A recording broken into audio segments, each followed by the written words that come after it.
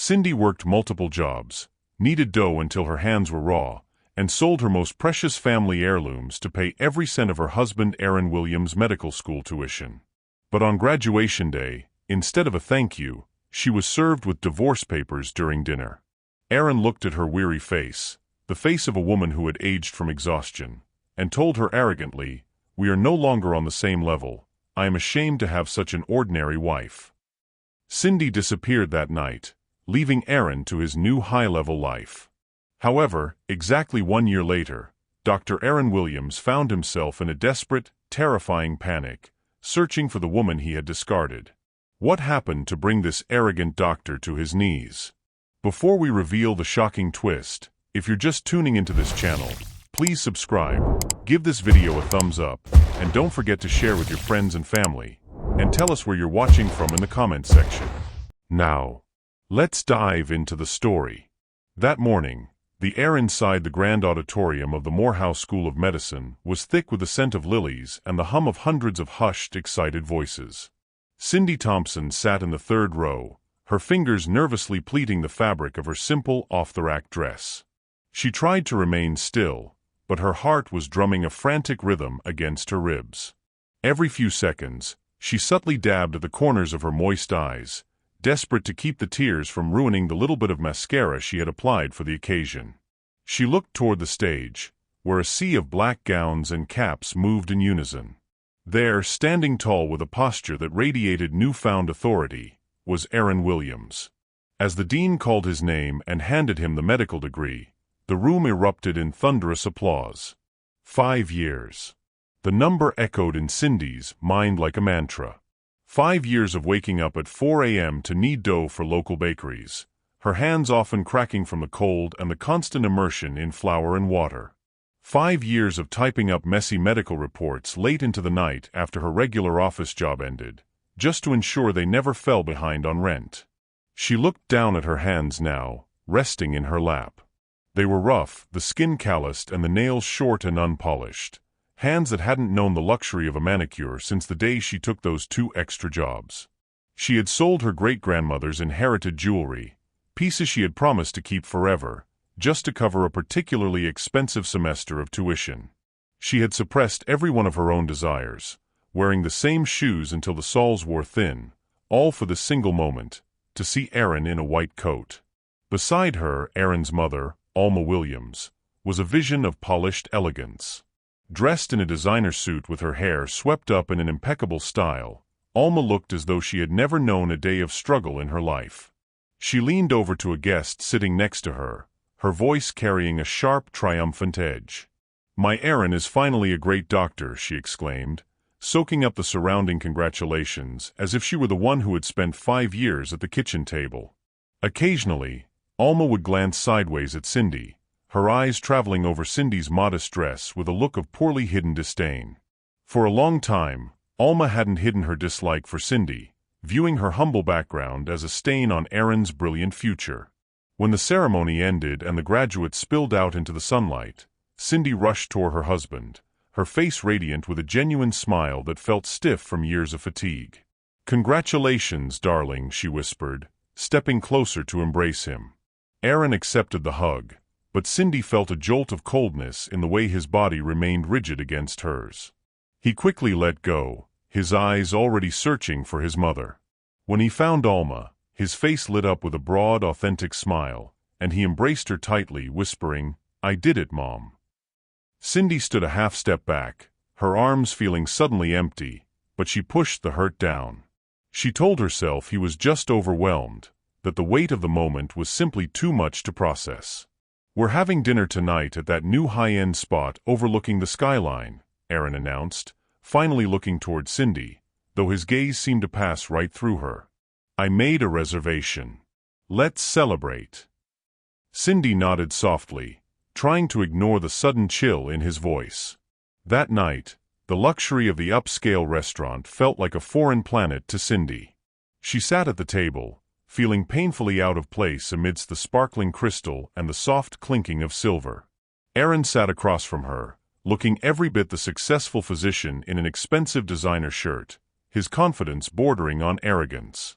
Alma sat next to him, her phone constantly clicking as she took photos of her son to post for her social circle to see. "Honey, all our effort is finally over," Cindy said, reaching across the table to touch Aaron's hand, desperate to reclaim the intimacy they once shared. "Now we can finally start a new life." A sharp snicker came from Alma's side of the table. "Aaron's effort, you mean Cindy," the older woman corrected, her voice dripping with sarcasm. "My son is the one who studied until dawn. He's a doctor now. Of course, his life will be new. He deserves the very best." Cindy fell silent, her heart bruising at the comment, but she waited for Aaron to say something, to mention the bakery shifts, the sold jewelry, or the late-night massages for his tired back. But Aaron said nothing. He remained focused on the menu, his face a mask of cold indifference.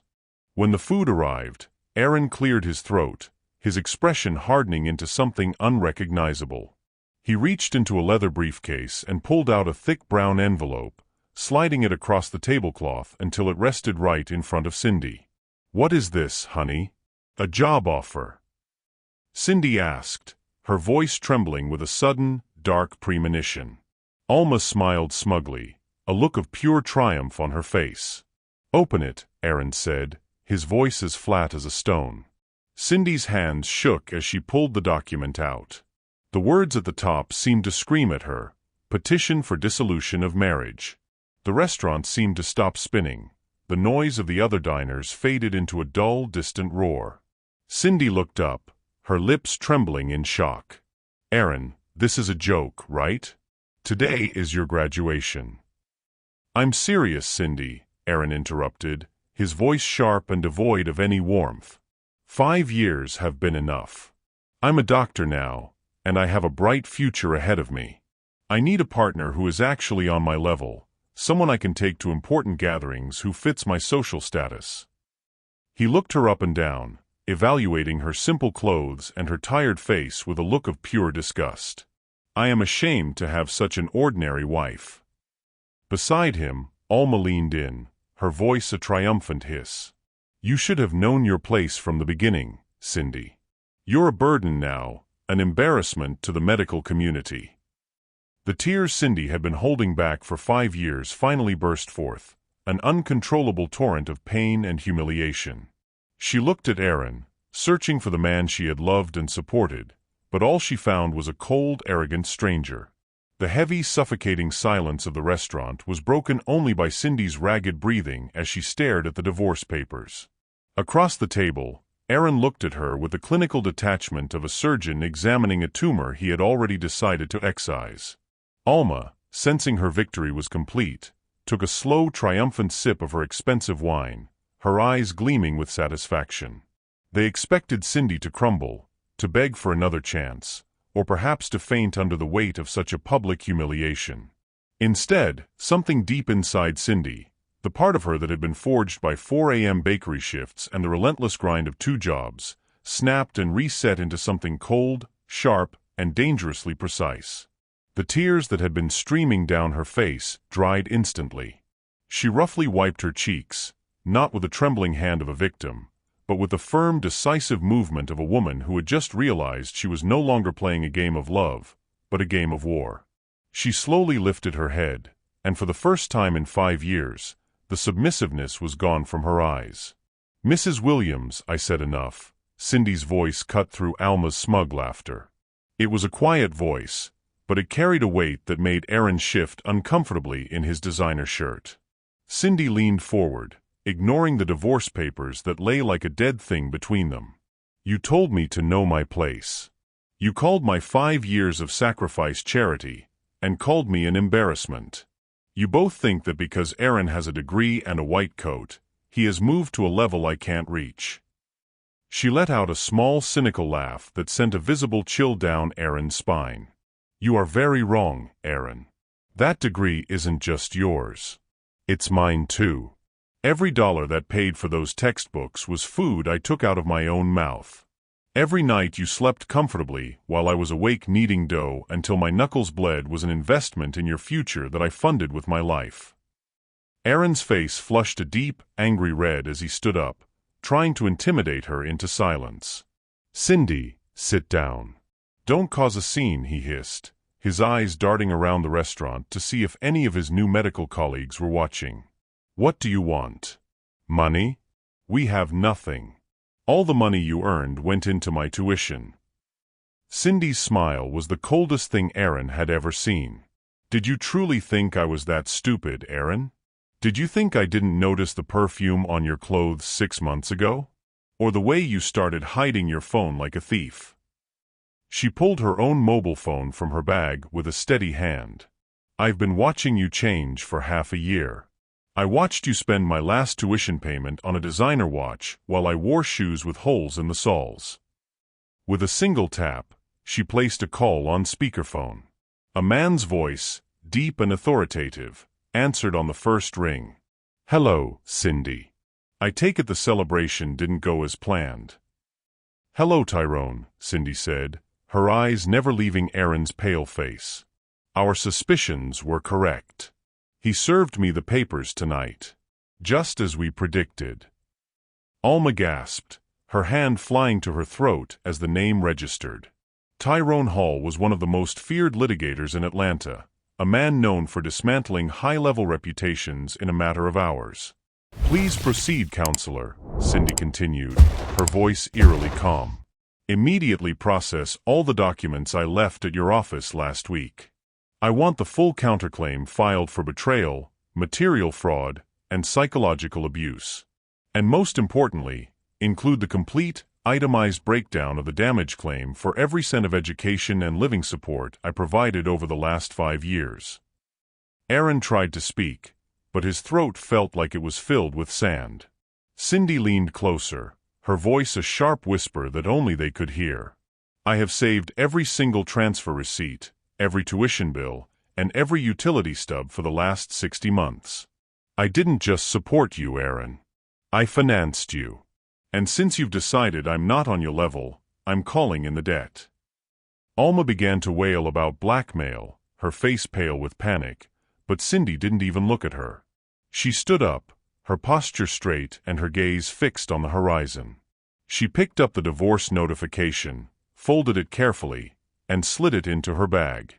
"This will be excellent additional evidence of your intent to defraud me of my investment the moment it became profitable. I won't sign your papers, Aaron. I'm going to divorce you on my terms, and before you ever get to wear that white coat in a hospital, you are going to pay me back for every drop of my sweat." Without another word, she turned and walked out of the restaurant with a steady burning stride, leaving her husband and mother-in-law frozen in front of a luxury dinner they no longer had the appetite to touch. As she stepped into the cool night air, she didn't feel like a discarded wife. She felt like a woman who had just started a very expensive business, and her first task was to collect what was hers. The year that followed the graduation betrayal was a masterclass in the art of the gilded lie. For Aaron Williams, the memory of Cindy's cold, sharp departure from the restaurant was a rusty nail in his mind, a sharp, uncomfortable prick that he desperately tried to hammer down with the weight of luxury. He convinced himself that the legal threats were merely the desperate screams of a woman who knew she had been outclassed. Within weeks of starting his residency at one of Atlanta's most prestigious private hospitals, Aaron decided that a surgical ace needed to look the part, regardless of the cost. He traded the modest motorcycle Cindy had helped him maintain for a brand-new, obsidian black Mercedes-Benz C-Class. He didn't have the capital to buy it outright, so he signed for a 7-year loan at an interest rate that would have made a banker wince, yet he drove it onto the hospital lot with his head held high, soaking in the envious glances of the junior staff. Status, Aaron believed, was the only currency that truly mattered in his new world. He and his mother, Alma, moved out of their modest rental and into a lavish penthouse in the city center, a glass-walled monument to his perceived success. The mortgage was a suffocating weight, a 20-year commitment that devoured nearly his entire monthly stipend, but when he stood on the balcony overlooking the dazzling Atlanta skyline, the air tasted like victory. He filled the rooms with expensive abstract paintings and a crystal chandelier that cast fractured light over furniture they had bought on yet another installment plan. He spent his nights in high-end restaurants, the kind where the wine list was longer than his medical textbooks, often treating colleagues to expensive dinners just to prove he belonged in the big leagues. Behind this shimmering facade, however, a mountain of paper was growing. Aaron began a dangerous game of financial juggling, rotating 5 different credit cards to cover the daily costs of their high-level life. He applied for personal bank loans under the guise of penthouse renovations, using the cash to buy designer watches and Italian silk shirts. He felt powerful, untouchable, and utterly vindicated in his choice to leave Cindy behind. To him, Cindy was a ghost from a mediocre past, a stepping stone he had successfully climbed over to reach the peak. He rarely thought of her name, and when he did, it was with a sense of relief that he was no longer tied to her ordinary existence. Alma was his most enthusiastic enabler, blooming in the warmth of her son's reflected glory. She became a fixture in an exclusive social circle of executives' wives, spending her afternoons in luxury hotel lobbies stirring expensive tea and weaving tales of Aaron's greatness. She spoke of his surgeries as if they were holy events, neglecting to mention that the noble profession often took a back seat to the exclusive nightclub parties Aaron attended until 3 in the morning. To keep up with her new friends, Alma began her own cycle of deception, accumulating high-quality knockoff handbags when Aaron's credit limits started to peak. She constantly pressured Aaron to find a new wife, someone like Anna, the daughter of a hospital director, who could serve as a social investment for his burgeoning career.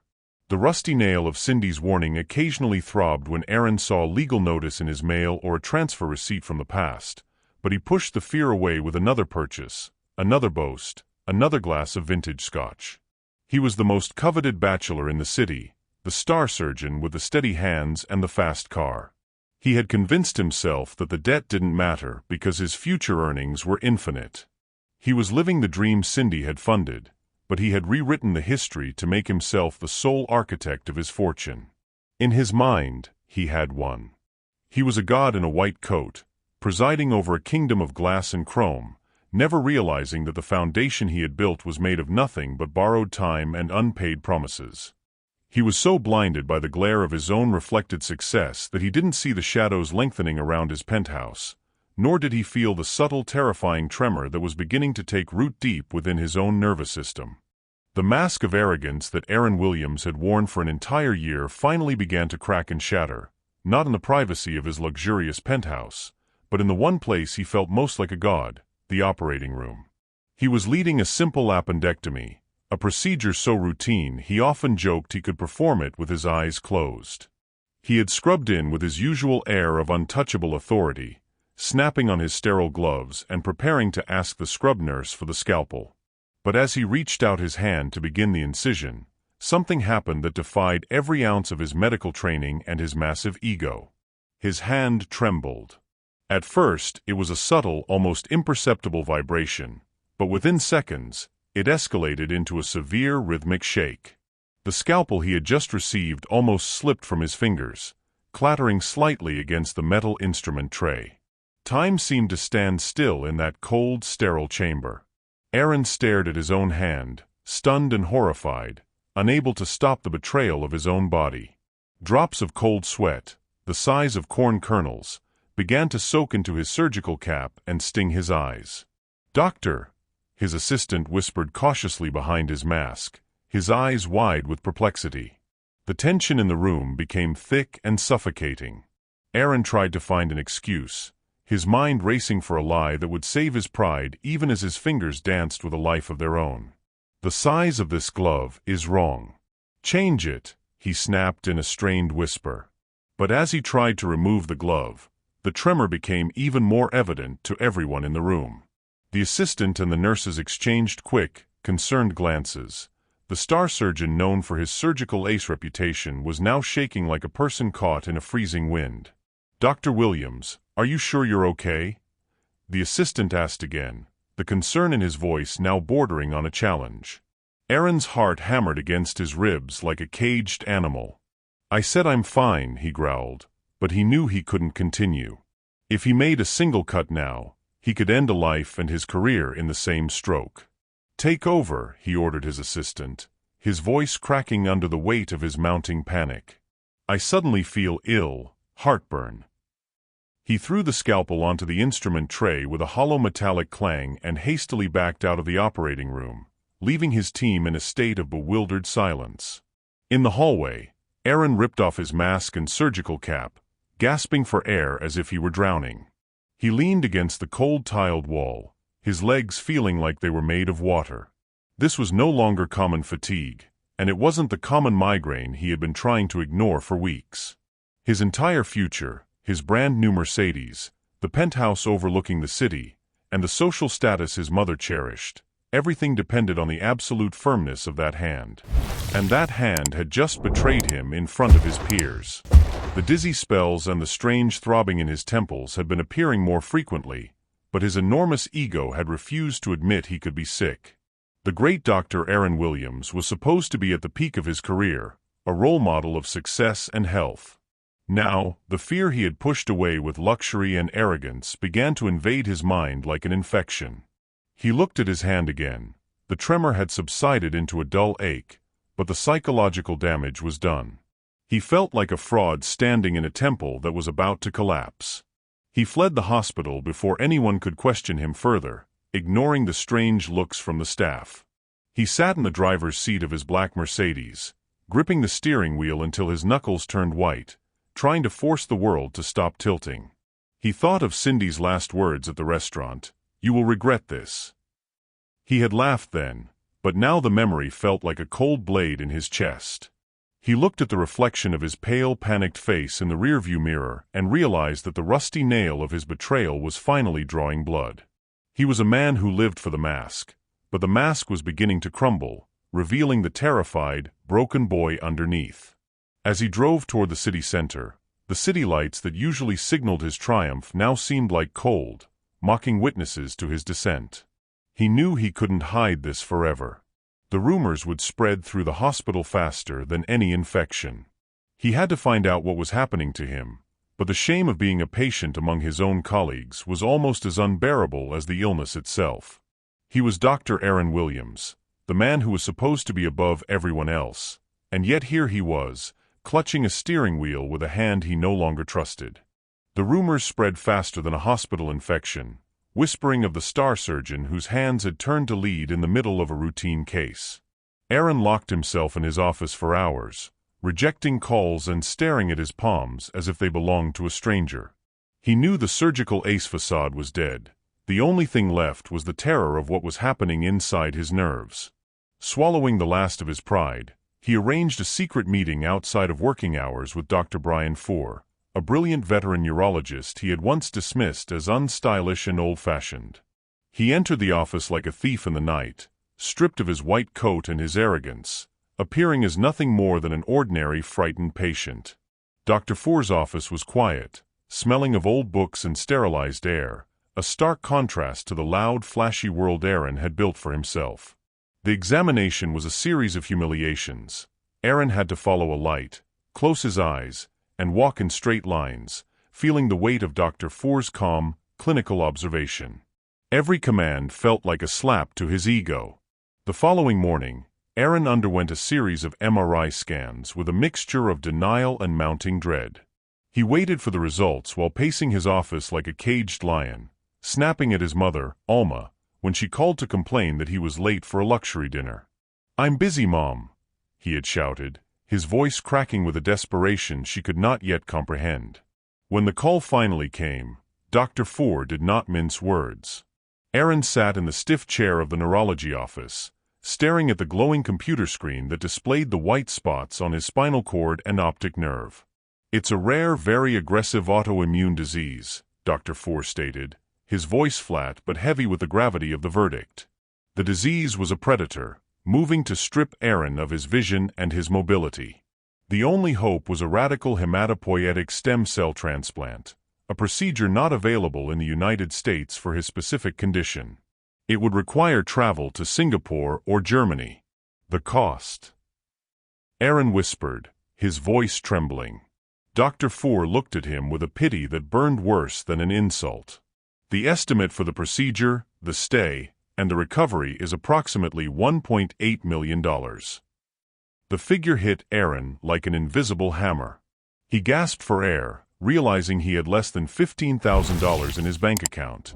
Every other cent had been devoured by the obsidian Mercedes, the penthouse mortgage, and the designer watches that now felt like lead weights on his wrist. His insurance was a dead end, dismissing the treatment as experimental and offering a mere $150,000, a drop in the ocean of his ruin. Panic, cold and absolute, took hold. Aaron reached for his phone, scrolling through a contact list filled with the names of the high-level elite he had cultivated for a year. He called Angelo Talbot, a surgeon colleague he had treated to a dozen expensive dinners. He tried to mask his desperation, claiming he needed a short-term loan for a real estate investment abroad. A dry snicker echoed on the other end of the line. "Wow, Dr. Williams. Playing in the big leagues now? Sorry, I'm broke after paying for my son's new house." "Good luck with the investment," Angelo said before the line went dead. He called others, the men and women who had clinked glasses with him in VIP lounges, but the responses were a synchronized chorus of rejection. "It's a bad time," they said, "or we're tied up in our own renovations." Even the hospital director was a wall of stone, reminding Aaron that the institution was a medical facility, not a bank. The social circle that Alma had boasted about vanished like smoke in a gale. Nakia Rivard and the others who had once praised Alma's designer bags now avoided her calls as if poverty were contagious. Aaron returned to his dark penthouse, where the city lights mocked him through the floor-to-ceiling glass. He looked at the pile of debt collection letters and the MRI results, realizing that the ordinary woman he had discarded was the only person who had ever supported him without a price tag. He had $1.3 million in debt and a $1.8 million death sentence hanging over his head. In the silence of the luxurious prison he had built, the arrogant Dr. Aaron Williams finally collapsed and cried like a child, realizing he had traded a diamond for a handful of glass that was now cutting him to pieces. The arrogance that Aaron Williams had used as a shield for an entire year was now nothing more than a handful of dust. He sat in the darkness of his penthouse, the expensive Italian leather of his sofa feeling cold against his skin as he stared at his mobile phone. His contact list, once filled with the names of the city's elite, now felt like a graveyard of broken promises and rejected calls.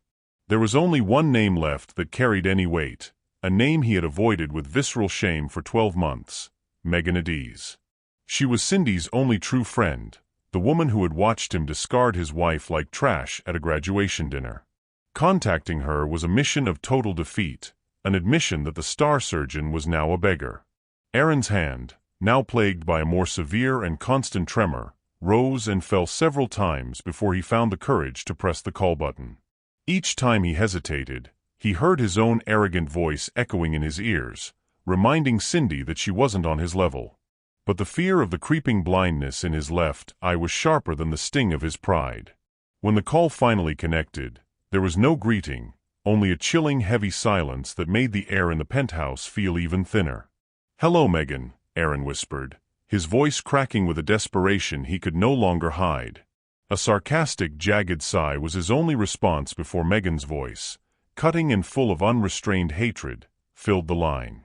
She mocked the respected Dr. Williams for still having her number saved after a year of treating Cindy like garbage. Aaron swallowed the stomach acid rising in his throat and pleaded with her, claiming it was a matter of life or death. Megan scoffed, her laughter sounding like glass breaking. She accurately guessed his predicament with terrifying precision, asking if he had finally run out of money or if he was sick. "Karma finally came for you, Aaron," she spat, the words hitting him with the force of a physical blow. Aaron sat in silence, unable to refute the truth of her accusations. He listened as she called him and his mother parasites who viewed Cindy as nothing more than a personal ATM. When he begged again for Cindy's contact, Megan informed him that Cindy was happy and had rebuilt her life from the very foundations Aaron had tried to destroy. She told him never to contact her again before the line went dead, leaving him in a vacuum of silence. Defeated, Aaron paced the dark living room like a caged animal. His mother, Alma, emerged from her room with a swollen, tear-stained face, asking if he had secured a loan. "Shut up, Mom," Aaron snapped, the bitterness of their situation turning them against one another. He blamed her pressure for his choices, while she reminded him that he was the one who claimed to be ashamed of his wife. In his desperation, He turned back to his phone to send a final frantic text message to Megan. He confessed his illness and his ruin, admitting he had nowhere else to turn. An hour passed in agonizing silence before a single notification sounded. It wasn't an address or a phone number. It was a cold, mocking response from Megan, asking if he really thought the ordinary Cindy he had trampled on would cry with pity for him. However, the message contained a cryptic clue that set Aaron's heart racing. She mentioned that the Cindy of today was too busy running her new foundation to remember the trash of the past. Aaron rushed to his laptop, his vision blurring so badly he had to bring his face inches from the screen. He typed the name into a search engine, his fingers fumbling over the keys. The first result froze the blood in his veins. It wasn't a blog or a social media profile. It was the professional homepage of the Thompson Foundation. On the screen was a photo of a woman who looked like Cindy, but she was unrecognizable from the weary wife he had abandoned. She stood tall in a tailored suit, her hair in an elegant bob, radiating a sense of leadership and cold, dignified confidence. As he scrolled through the foundation site, he found articles describing her as a best-selling author of a book titled The Debt of Dreams. But the most painful irony was yet to come. The Thompson Foundation's primary mission was a program called the Scholars Beacon Grant, which provided full scholarships and, crucially, funding for emergency surgeries for medical professionals. Aaron felt a wave of nausea wash over him as he realized the ordinary woman he had insulted was now the founder of the very organization that held the key to his survival. He looked at the laptop screen and then at the pile of debt collection letters on his desk, realizing that Cindy was now completely out of his league. She was the only person in the world who could save him, and she was the one person he had broken beyond repair. The laptop screen remained lit, projecting a cold blue light into the dark penthouse living room where Aaron Williams sat paralyzed. The image of Cindy Thompson, smiling with dignity from the Thompson Foundation website, felt like a stronger slap than any medical diagnosis. He didn't sleep all night, sitting there with his MRI results in one hand while the other trembled uncontrollably. His left eye was increasingly uncomfortable, the field of vision narrowing as the disease refused to give him time to think. The irony was too cruel and too perfect. The woman he had abandoned for not being on his level was now the only person in the world dedicated specifically to helping cases like his. In the adjacent room, Alma Williams was silent, the shock of their total social and financial ruin having finally stripped her of her voice. Her friends had vanished, her credit cards were blocked, and she was trapped in the same luxury prison as her son. Aaron knew he had no other option. Pride and arrogance meant nothing if he ended up blind and paralyzed. However, a new problem arose. He didn't have a single dollar for a taxi or a train.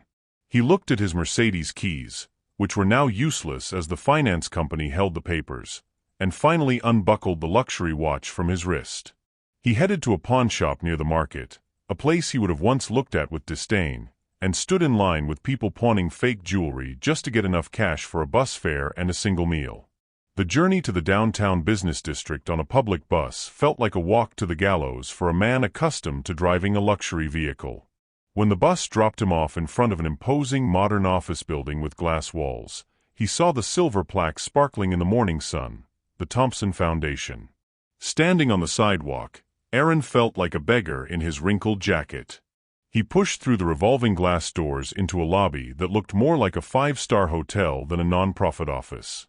Young, professional employees moved quickly with stacks of documents, and the walls were adorned with large photographs of Cindy Thompson shaking hands with university presidents and inaugurating rural clinics. Every image was a testament to the empire Cindy had built from the pain Aaron had caused her. He approached the solid mahogany reception desk, where a friendly young woman named Abigail asked if he had an appointment.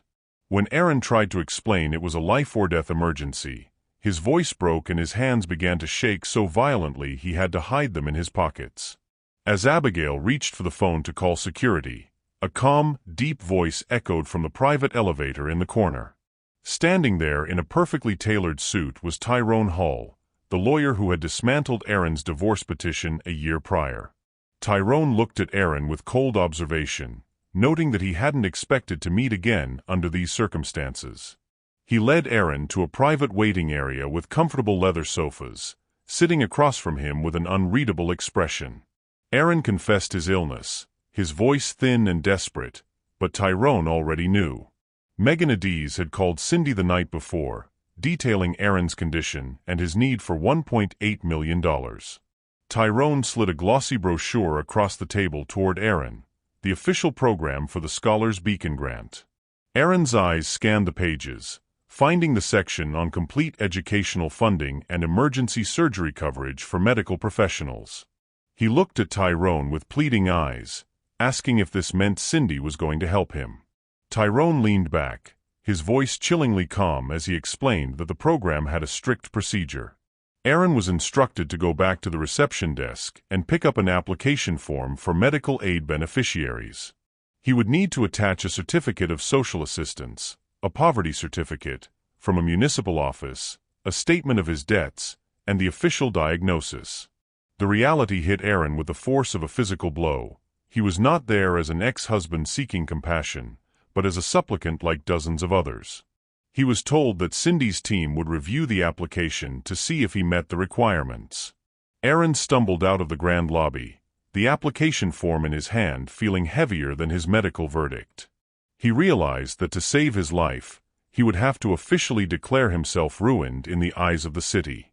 The woman he had discarded had created a world where his only hope for survival was to admit that he had failed completely, and that she was the only one with the power to rebuild him. The process of securing the necessary documents was a descent into a hell of public humiliation that Aaron Williams had never imagined possible. He and Alma were forced to stand in a crowded municipal office to apply for a certificate of social assistance, the official mark of a pauper. The whispers of the clerks who recognized the star surgeon were like lashes against his skin, but he swallowed every bit of the bile rising in his throat. He filled out the Thompson Foundation's application with hands that shook violently, listing his $1.3 million in debt and the hollow value of his mortgaged penthouse. When he finally returned to the grand lobby of the foundation, he was no longer the arrogant man who had walked out of a graduation dinner. He was a broken supplicant waiting for a verdict. Tyrone Hall eventually appeared and led Aaron to the top floor, where the private elevator opened into a glass-walled office that offered a 180-degree view of the city Aaron once thought he conquered. Behind a massive mahogany desk sat Cindy Thompson. She did not look up immediately. She continued reading a report on her screen, radiating a cold, clinical power. When she finally lifted her head, Aaron saw that the eyes once filled with adoration were now sharp, unreadable, and devoid of any warmth. She addressed him not by name, but as Mr. Sterling, and moved straight to the business at hand. "We have reviewed your application," Cindy began, her voice as flat as a sheet of ice. She noted the $1.8 million required for his surgery and the staggering $1.3 million in personal debt he had managed to accumulate in just 12 months. When Aaron tried to stammer out an apology, claiming he had been blind and arrogant, Cindy silenced him with a small, powerful gesture of her hand. She informed him that she had no interest in his personal apologies, as they carried no value in a business proposal.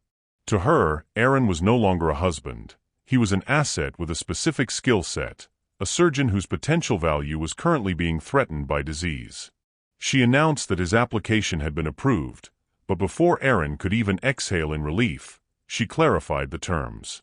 The Thompson Foundation would pay for the entire $1.8 million procedure in Singapore and would also settle his $1.3 million in consumer debt within 24 hours to ensure his focus remained on recovery.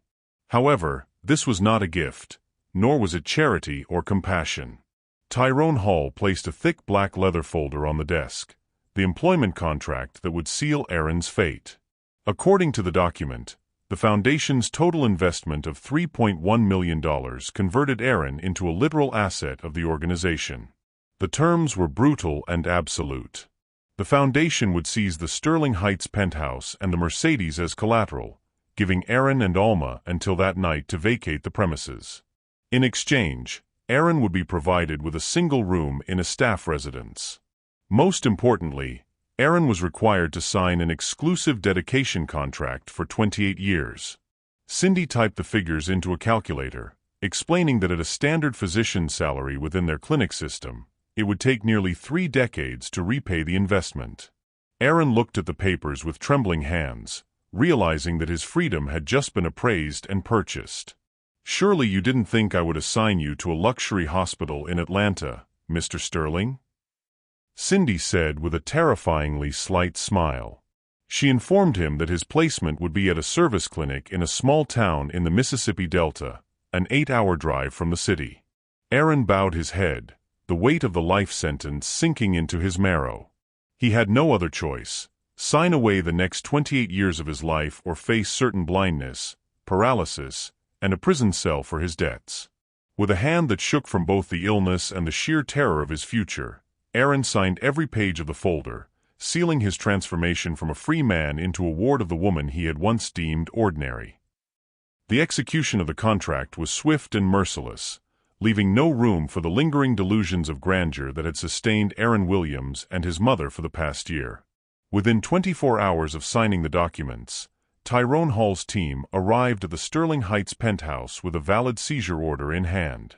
Alma Williams, who had spent the morning trying to convince herself that Cindy would eventually soften and let them keep their home, dissolved into hysterical sobs as the movers began tagging the furniture for liquidation. She was given exactly 1 hour to pack her personal belongings into a single suitcase while the penthouse neighbors, whom she had once looked down upon, watched the eviction from the hallway with whispered judgments. The obsidian-black Mercedes was towed from the underground garage, and Alma was transported by a Foundation-hired taxi to a small, suffocating rental apartment on the outskirts of the city. The first 3 months of rent were paid, but after that, the woman who had once spent thousands on designer handbags would be forced to find her own way in a world that no longer cared for her name. While his mother faced the reality of poverty, Aaron was transported to Singapore for the radical stem cell procedure. The operation managed to reset his immune system, halting the progression of the disease and clearing the veil from his vision, but his recovery was a long and solitary experience. There were no luxury flowers, no visits from prestigious colleagues, and no social circle to herald his return. There was only the clinical efficiency of a nurse hired by the Thompson Foundation to ensure the asset was ready for deployment. 2 months later, Aaron returned to the United States, fully recovered but legally bound. He was met at the airport by a Foundation employee who handed him a simple uniform shirt bearing the Thompson Foundation logo and a bus ticket for an 8-hour journey into the heart of the Mississippi Delta. Life in the remote service clinic was a grueling departure from the high-tech operating theaters of Atlanta. The building was a modest white structure surrounded by endless cotton fields, where the only relief from the sweltering heat came from the slow rhythmic hum of old ceiling fans. There were no high-resolution monitors or expensive surgical robots. Aaron's new tools were a simple stethoscope, a blood pressure cuff, and his own 2 hands. Initially, he worked with a heart full of resentment and humiliation, but as the months bled into one another, something shifted within him. He saw patients who traveled miles on foot just for an examination, people who were genuinely grateful for a doctor who listened rather than one who performed for a social media following. The defining moment of his transformation occurred on a humid evening when a local family rushed into the clinic, their car having broken down on a dirt road miles from the nearest hospital. A young woman was in advanced labor, and there was no time for a transfer. Aaron, the former surgical ace who once thought he was too good for ordinary people, found himself on his knees in the dimly lit clinic room. His hands, once plagued by tremors born of illness and arrogance, were now remarkably firm and gentle as he coached the woman through the final stages of birth. When the healthy cry of the newborn filled the small room, Aaron didn't feel the thrill of professional status. He felt a profound, quiet sincerity that had been missing from his life since the day he first entered medical school. Back in the city, Alma Williams' fall from grace was total. When the 3 months of Foundation support expired, she was forced to sell the last of her authentic jewelry and her knockoff handbags just to avoid homelessness. She eventually found work as a kitchen assistant in a local restaurant, where the woman who once stirred expensive tea in luxury hotels now spent her days scrubbing grease from heavy porcelain dishes. Every time Cindy Thompson's face appeared on a nearby television as a prominent philanthropist, Alma could only lower her head and weep with an infinite bitter regret for the bridges she had helped her son burn. 6 months into his service, the sound of a helicopter disturbed the quiet of the Delta fields. Cindy Thompson stepped out onto the grass, accompanied by Tyrone Hall, for a routine inspection of the foundation's assets. She entered the clinic and saw Aaron, who was now tanned by the sun and wearing a uniform soaked in the sweat of honest labor. He was comforting a crying child who had just received an injection, his touch practiced and kind. Their eyes met for a fleeting second, and Aaron inclined his head in a gesture of genuine respect, acknowledging that he was no longer the man he used to be. Cindy did not offer a personal greeting. She focused on the medication logs and the patient records with the calculated efficiency of a leader. She noted his good work but reminded him coolly that he still had 27.5 years remaining on his contract. As the helicopter lifted off, Cindy looked down at the shrinking clinic and felt an immense, quiet relief. She had not just recovered her investment or taken revenge. She had dismantled a destructive arrogance and rebuilt it into a force for good. She had proven that while arrogance is a debt with the highest interest, true justice is the ultimate investment.